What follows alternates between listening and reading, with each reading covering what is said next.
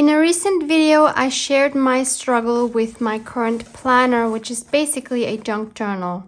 As you can see here, it's already a Gator-Mouth, although I still have 3 empty signatures that I haven't even decorated yet. Let's tackle this problem together. Welcome, it's Barbara from Vienna, Austria. So this is my current planner. Initially, I had planned on having 6 signatures in here. Currently, you can still see 5 because I've already taken one out because I could not work in this anymore. So these 3 signatures are the decorated ones, and these 2 are the ones that are not decorated yet. And as you can see, this is really getting hard to work in.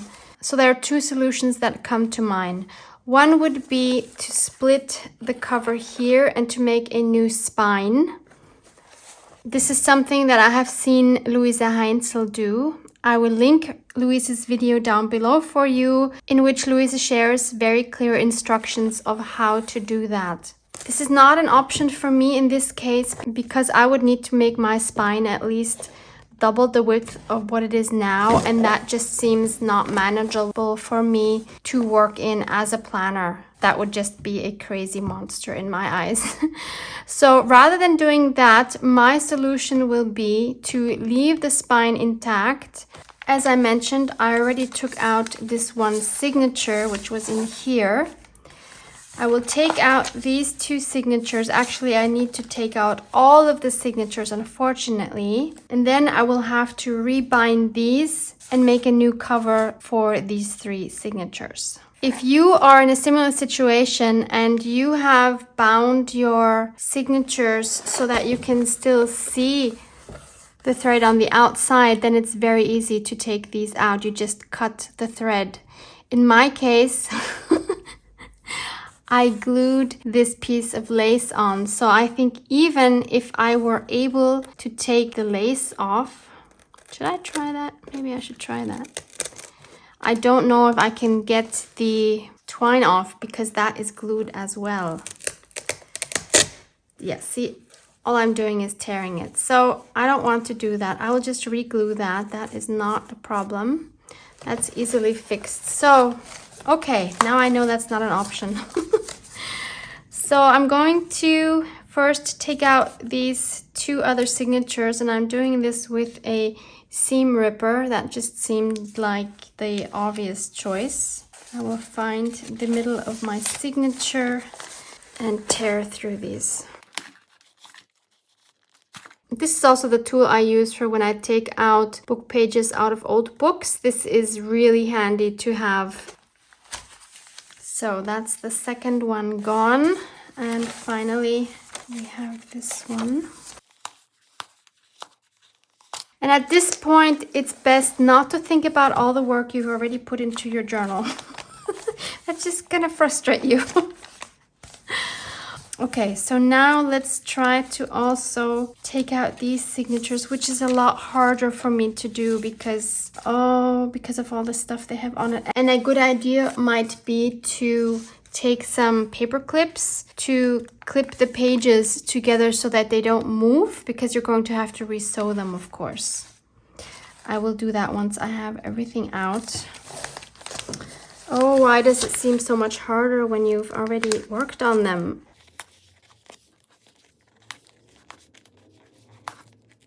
And now I have an additional challenge. Do you see here? Or I've glued right over the thread.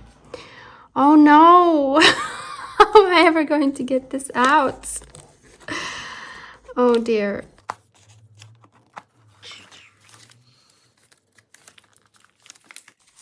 I will try to tear it here in between the pages. Let's see if that worked. Not really. Okay, let me try it here. Okay. All good, all good. So 2 more to go.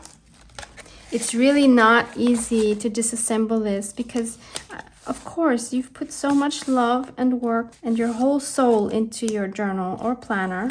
So to take this apart really takes courage. But what's the point of keeping to work in a journal or planner that is just frustrating you. Better to put in some more work and then have something you're happy with. Okay, so now I have all these threads that I don't want, of course. So I'm just going to tear all of these as short as possible.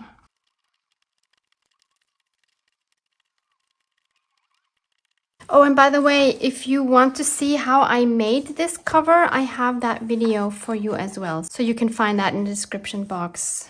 Okay, so now I have all these short threads here. I don't think that bothers me. If it would bother me, I could just put another piece of paper or fabric over this. I don't really think we're going to see it. I'm adding these 3 signatures. First of all, let's see how that would, oh, that's perfect. Yes, that is really good. That's exactly what I need. There were 6 in before, so if I use every second hole, then that should actually work. Usually I would look to have one in the middle, but I don't think this is gonna make a big difference because of how fat my signatures are. I think that's fine. I'm going to be stitching right through the spine here, right through the lace. And since I don't know yet whether I will like that or not, I will choose a color that works with the lace. But if I don't like it, I can always cover that up, of course, again. The good thing is I already have all my holes made here and in the signature, so at least I don't have to redo that part. So I'm going to measure 2.5 the height of my book for each signature. And I have a feeling it might be a good idea to repunch those holes with my awl because I'm afraid they are clogged up with the thread that's inside. The problem is that I can't really see where the holes are with the lace on top because the lace has a lot of holes in it anyway. So this will be a struggle. It's going to work. It'll be fine. It'll be fine. Yeah, I have a feeling this is a very helpful step. So I've added paper clips to my signature. And let's see if this will hopefully be as easy as I hope it will be to just sew these in. So I'm starting with my first row here. Going from the inside out is easy. Coming back in will be difficult because I don't know where the hole is. See, there, where is the hole?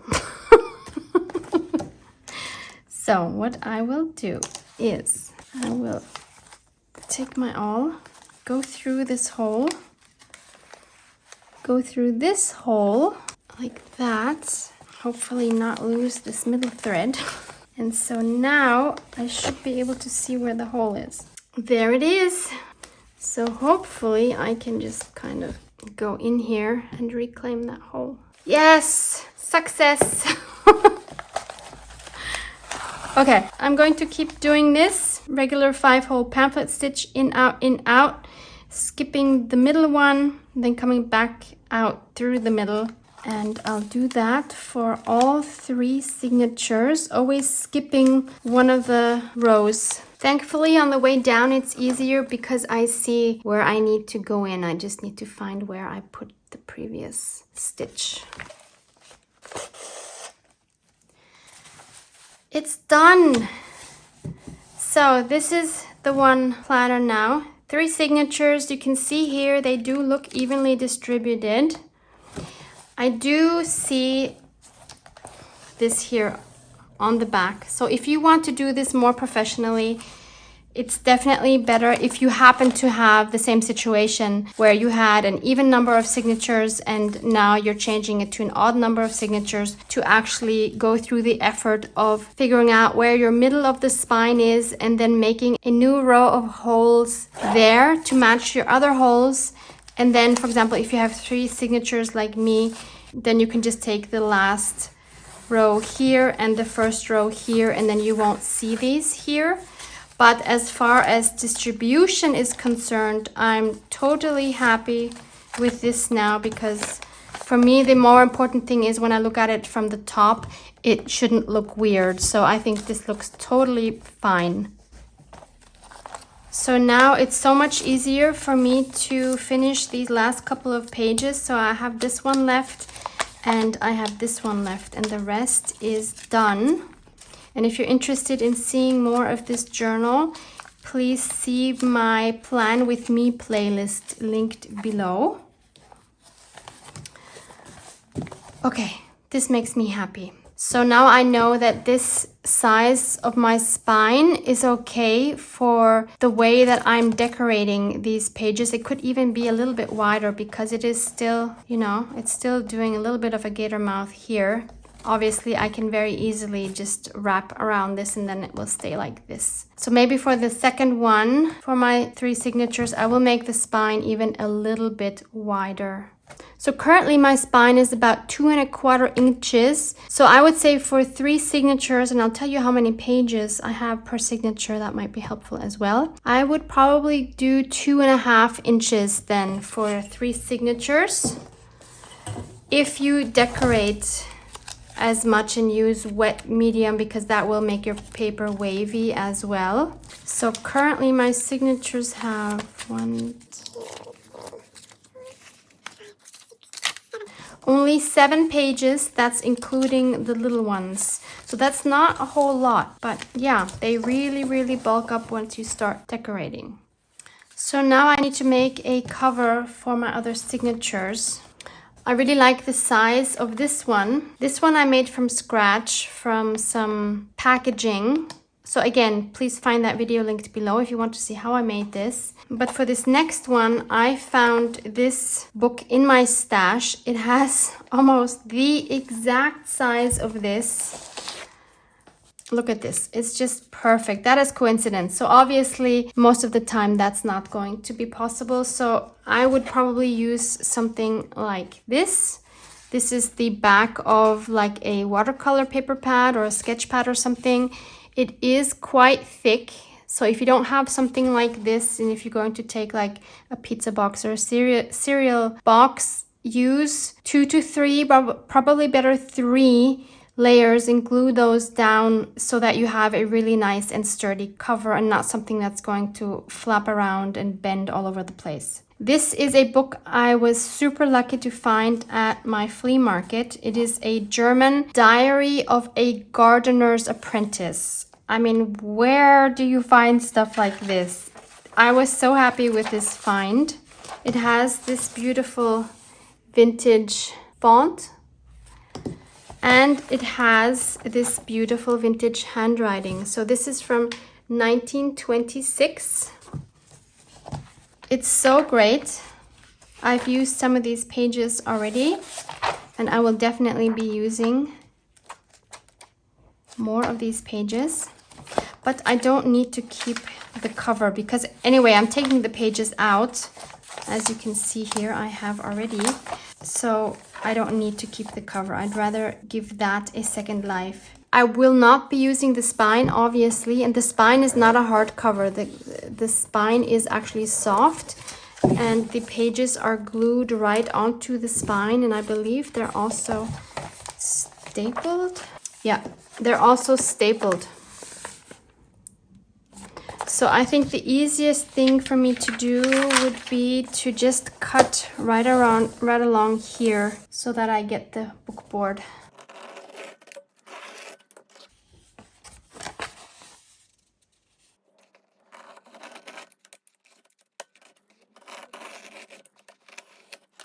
So this way the spine is intact and I still have all these pages together. Then I just have to measure 2½ inches on my piece of cardboard.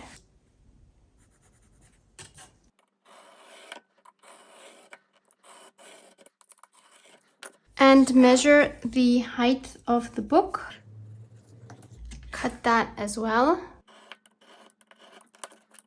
Next, I'm going to decorate these covers.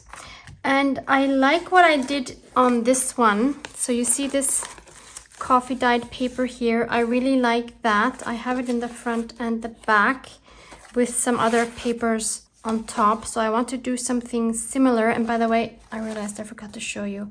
So this is what the new binding looks like. It's not quite in the center. I'm totally fine with it. And I think the colors go together well, and it doesn't bother me one bit that the stitches are showing. One thing I won't be able to do is I will not be able to sew around it like I did here. For this one I used some Amazon packaging because these book boards are too thick. My sewing machine cannot handle that. So I have 2 more of these coffee dyed wrinkly papers. I really love these. If you want to know how to do these, please check the video linked below where I show you. So all I'm going to do is to just cover these.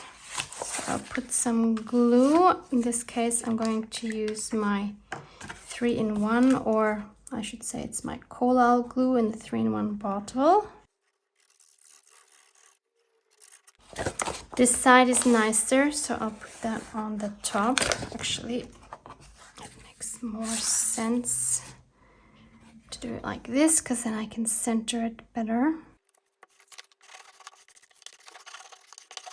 Then I'm going to cut the corners, leaving a little bit of space, about that much. And then we'll just glue all the flaps down.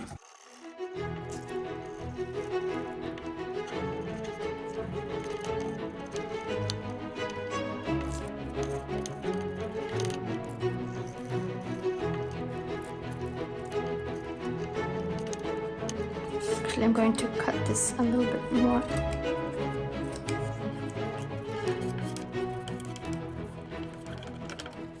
So now we have neat looking corners. Now I'll do the same thing for the other panel. So I have both of my panels covered. My next step is to ink up the edges, which I'm going to do with frayed burlap.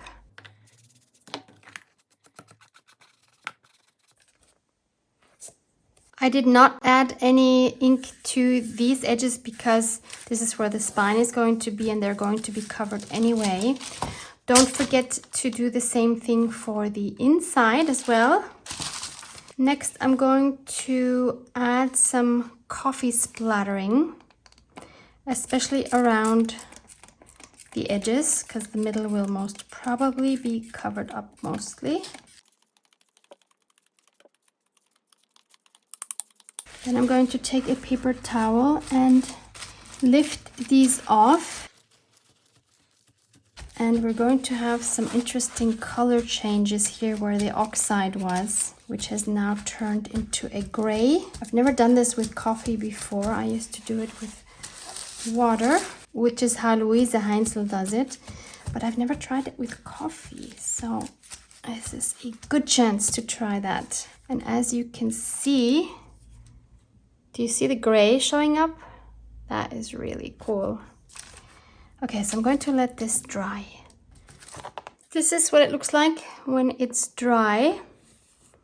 So we have a beautifully grungy surface now. And it wouldn't be me if I wouldn't add some gold.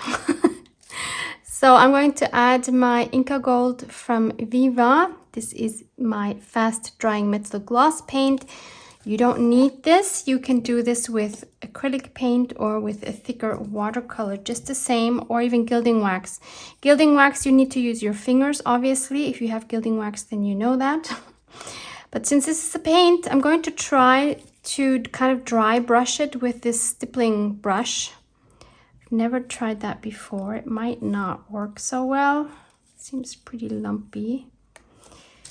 I should probably try it on something else first before I ruin my cover. Yeah, it should be fine. So what I want to do is very, very lightly go over it. Oh yeah. Because as always, I want to highlight my creases. How cool. So I'm going to do this really light-handedly and not go over everything. I just want to see those beautiful wrinkles. And again, I'm going to concentrate more on the edges because the middle is probably going to mostly be covered up. Oh, this makes me happy because now I don't have to clean my fingers afterwards. Obviously, I have to clean the brush, but that's easier than cleaning my fingers. Yeah, make sure your brush is dry when you do this technique. If it's wet, the whole thing is going to just get gold, which is not what I'm trying to do. Wow, this is amazing. Okay, so I'll do the same thing for the back side. See, now I have way too much on the brush. That's not what I'm going for. And here I am going to do the middle more carefully as well, because I'm not adding anything to this back side here. In case you do decide that you need this specific fast drying metal gold paste, gloss paint, what did I say? Metal gloss paint, fast drying metal gloss paint.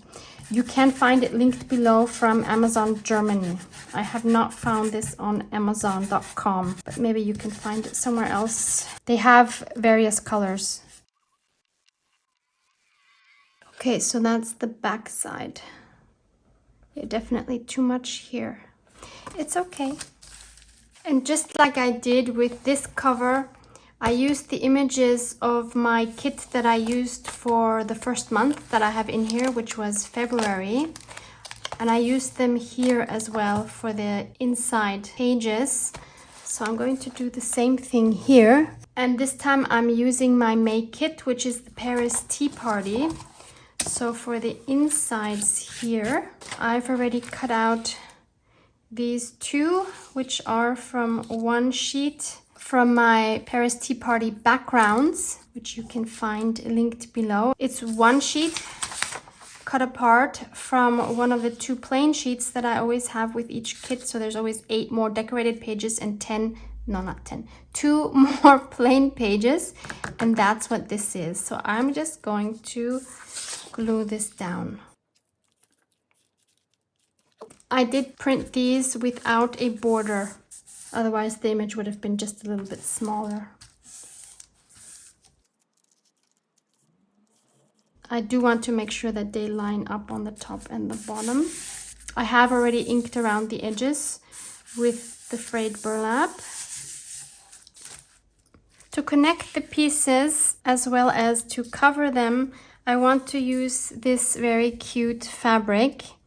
And since it is quite see-through, when I would cover this, I would obviously not make it this wide, maybe like this. You can see that this piece in the middle here is darker.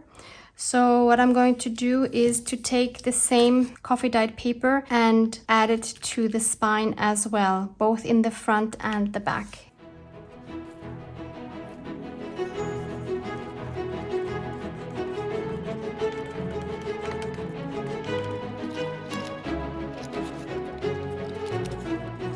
Would it be a better idea to take a brush and to smooth the glue out so that it doesn't squish out as much? Totally. Am I doing it? No, because I'm just too lazy and I don't want to have to clean a glue brush. That's one of the things I really find annoying. So I'd rather deal with the leakage instead. It would definitely be more professional to spread your glue first. And I do that if I glue on fabric, but for paper, as you can see, I don't bother.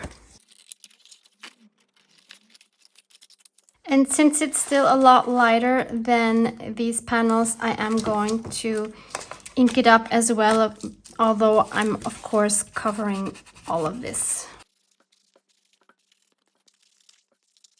And I'm just doing this for the outside because for the inside, we're going to have the signatures cover that anyway.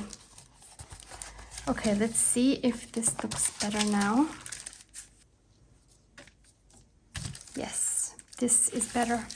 Okay, so now I need to cut 2 of these and I will make them a little bit bigger than the height of the cover, just to be sure. So one's for the outside and one is for the inside. I'm going to do the inside first.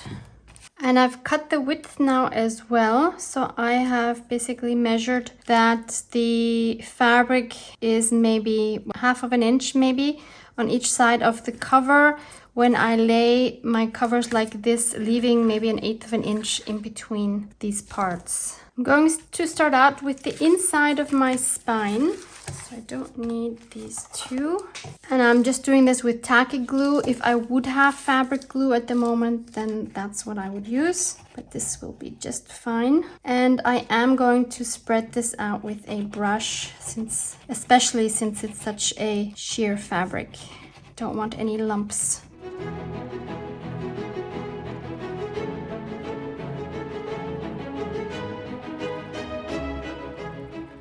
I want to make sure it's all covered end to end. And then I will place my fabric in the middle. It'll be better this way. And I'm going to let this dry thoroughly. It's the next morning. Obviously this has dried completely. And I'm going to sew in my signatures at this point because I don't want to have the stitches showing through to the outside cover. So this is my inside, but because I think it's easier to make my marks on this side, I will do it here. So I've marked where my top is, and I have spaced out 3 lines evenly. So I just figured out where my center was. And then in my case, I just moved 1.5 centimeters from that middle line. But you choose however far apart you want yours. This looked pretty evenly spaced for me. So now I need to take my signature, since I have my holes in here already. I need to just hold it here to be centered. And then I'm just going to poke through my middle hole here and make that mark into my spine. And trying not to move it, I will do the same with the other holes. So I'll poke through and then make a mark on that line.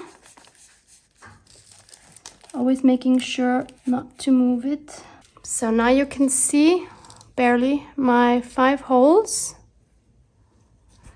And I will poke them all the way through to the other side nicely so that I can see them here well.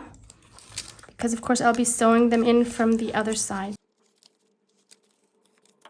So now I can see them here nicely as well. And now I just need to make lines, or actually I don't even have to make lines. I just make a little mark on the other 2 lines so that I know where I need to poke the holes. So I'll go ahead and poke all the holes now.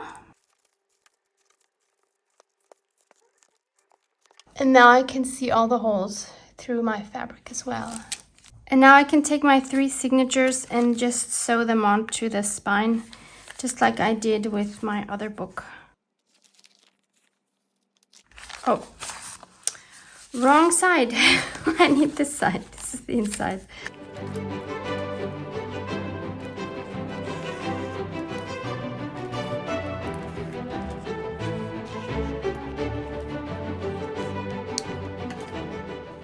Okay, my 3 signatures are sewn in like this.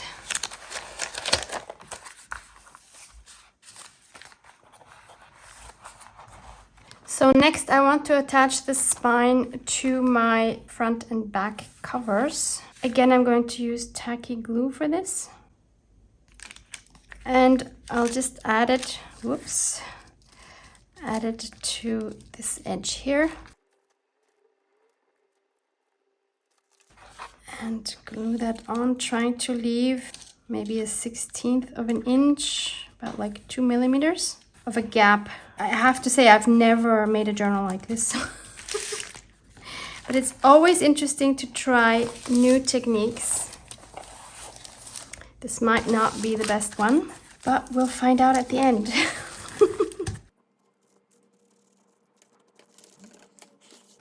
Okay, I'm going to turn this around and do the same thing with the other side. Oh no, I glued them on the wrong way. Oh my goodness. This is the inside. No, what am I doing? Don't do what I do. Okay. And now the cover's coming off. All right, this is a video how not to make a journal cover.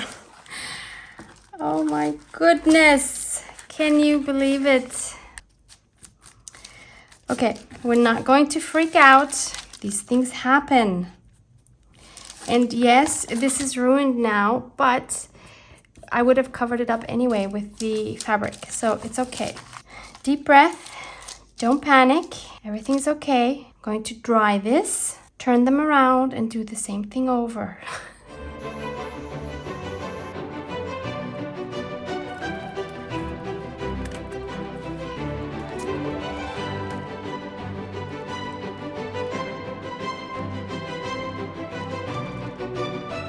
So I almost glued them in upside down. I don't know if you saw that. Who wants a perfect video anyway? This is real life. This is what happens to me all the time. Oof, we have a journal cover. Now, obviously, I still need to do the outside as well. I'm sorry if you can hear some construction noise in the background. It's been driving me crazy. I've been waiting to film, but now I'm just gonna film because a girl's got stuff to do, right? As you can see here, I have another piece of coffee dyed crumpled up paper, and I'm going to attach this first just because my fabric is so thin that I feel I kind of want some more stability here. So I'm going to attach this, and it will be underneath the fabric.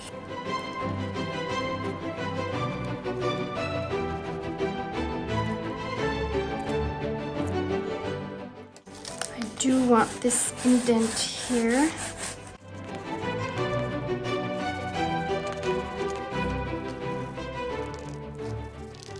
And finally, I'm going to glue the fabric over that.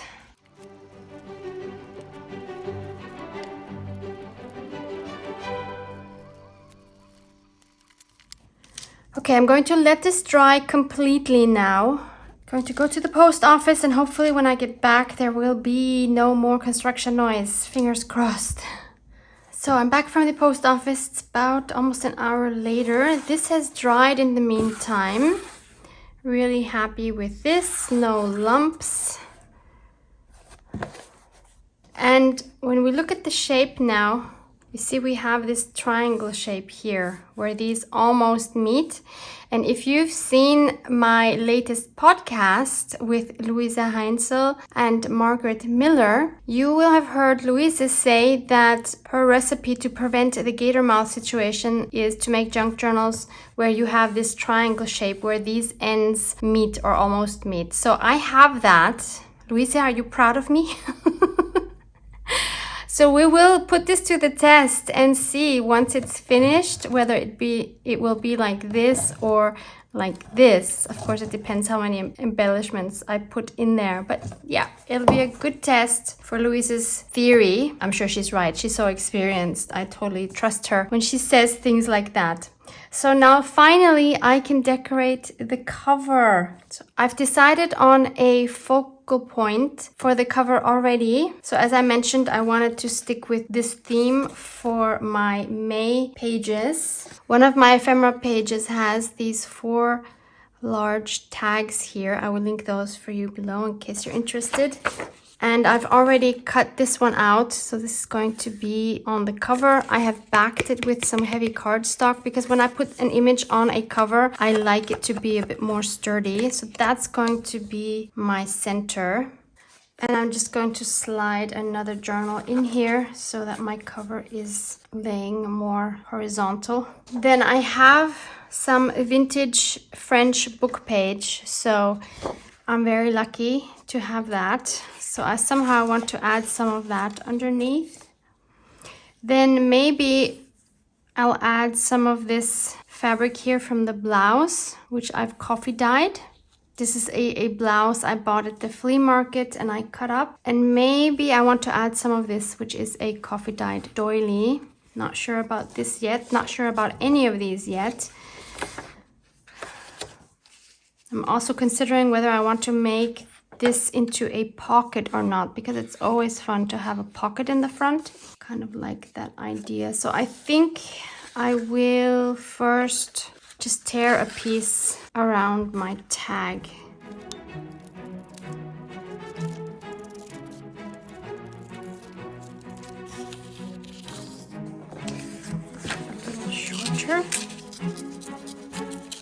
Okay, I like this already. Definitely will ink up and maybe bend these edges. I'm not sure that this book page, because it's quite old. Yeah, it should be okay. So I'll just bend these a little bit, tear them a little bit. Give it a bit more dimension.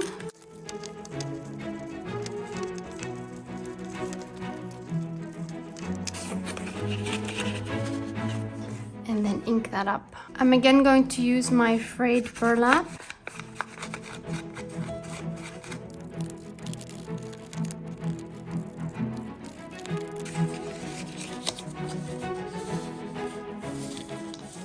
So, do I want some of this or not?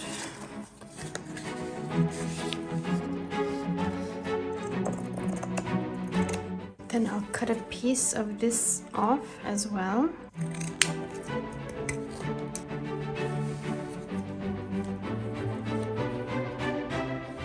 So I've played around with this a little bit, and I think what I want to do is I want to add a closure for this journal. And I think I want to put this piece here and then add a button. I have the luxury of having these beautiful vintage buttons from Louise, and I found two that would both work. They have this beautiful color, especially this one here, which the flower also has. So that's one option. But I actually think I like this one more. This might be more of a brown. It's really hard to tell the color, but I have a feeling it goes really well with this one. And I kind of like this shape better for this shape of cover. So I'm going to attempt to sew that button on. So I need 2 holes. Well, maybe I should first glue this down. Just glue this back part for now, because I'm going to sew through it anyway. I don't want to sew through the glue, and I don't want to wait for more drying. Okay, then let's take this off. Then I need to make 2 holes here so that I can sew the button through. And now I'll try my best to sew this on.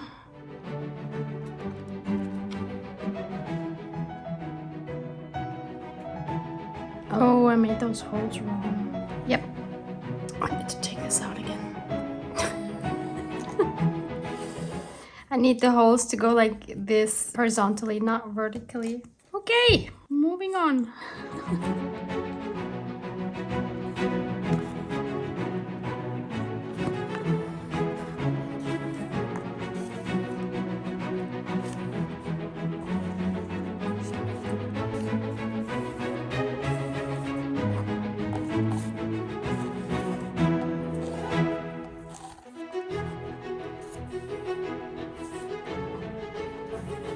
Okay, and now I have this piece of ribbon here. This is still left over from Andrea from Artie Maze, and I think the color again is perfect.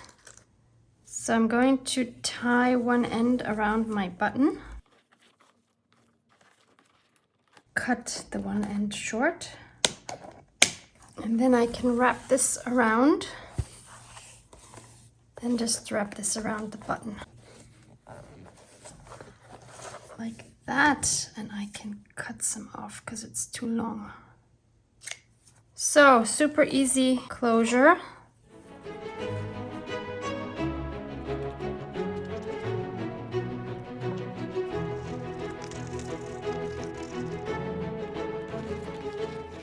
Then I'm going to punch out this hole here. And why not use this part that I cut off to thread that through.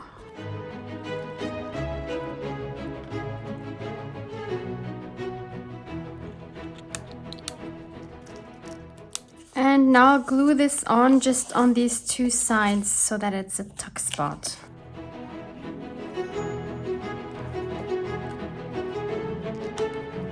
So I have the option of sticking something in, but I don't have to if I don't want to. Oh, my nails go so well with this too.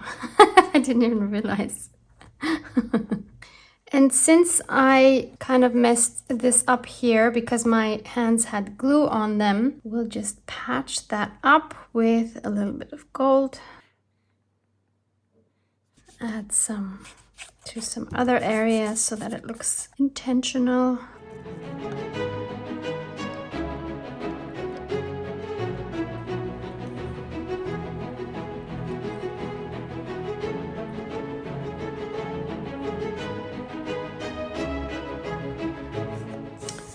So finally, I want to patch up this here.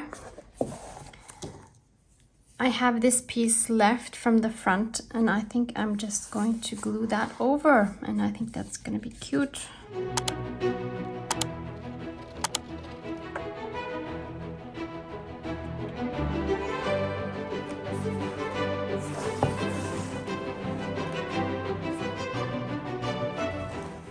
So now if we compare the two spines, you see this one is maybe 1/4 of an inch wider, so we should be fine.